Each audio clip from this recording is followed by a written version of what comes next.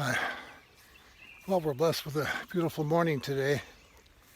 Kind of think about that song from the musical Oklahoma. Oh, what a beautiful morning. Oh, what a beautiful day. I've got a wonderful feeling. Everything's going my way. Well, I thought so. I mean, the question still comes into my mind is, well, what's it going to be like? If you think it's safe to go back in the water, well, what's the water going to be like?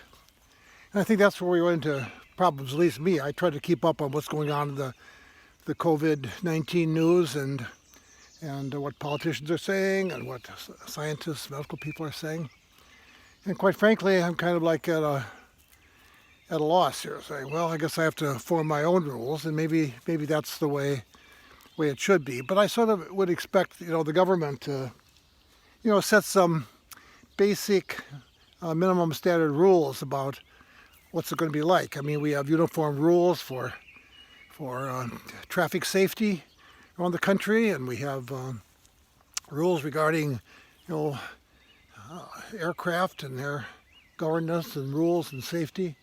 Maybe we need some minimum standards regarding how do we, stomp out pandemics when they happen, or maybe it's just too difficult. I don't know, but I don't think that we should just rely on each county sets their own rules. So we go from Dane to Iowa to down to Green. I mean, different rules, different situations, different practices at restaurants and public gatherings. I mean, that doesn't sound right either. So I'll have to admit this morning I'm just a little confused, but that's might be more often than not. But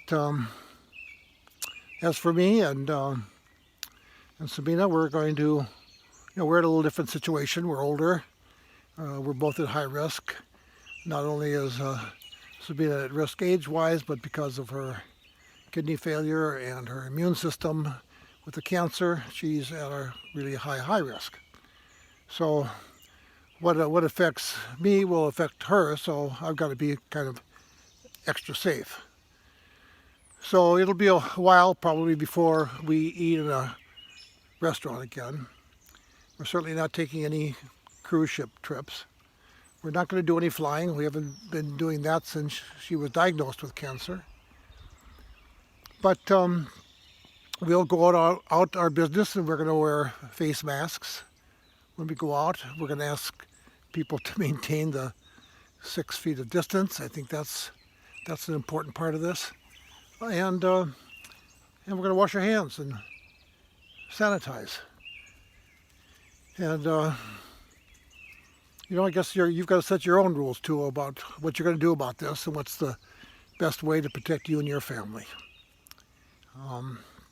Firmly convinced that we'll get through this, though we may find ourselves in a struggle with anti-vaxxers who'll say, well, I don't have to be vaccinated.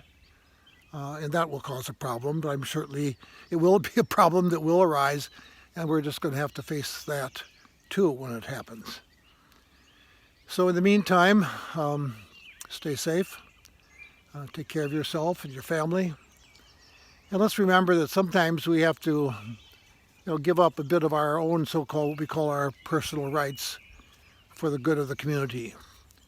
And I think that's the real struggle ahead. How much am I willing to give up for the benefit of the community?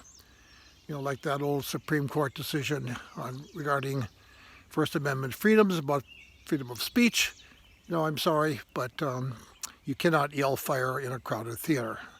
That goes too far. And I think that ought to apply also to various kinds of racist speech and those kinds of things. I mean, we go along with things because we work better in a community. We work better with others. That's what we're missing, that interaction, that sense of community. So the quicker we can get back to that, the better. And in the meantime, I'm willing to play my part, and I know you are too. So God bless us as we journey forth. Have a great day. Enjoy this absolutely beautiful spring day.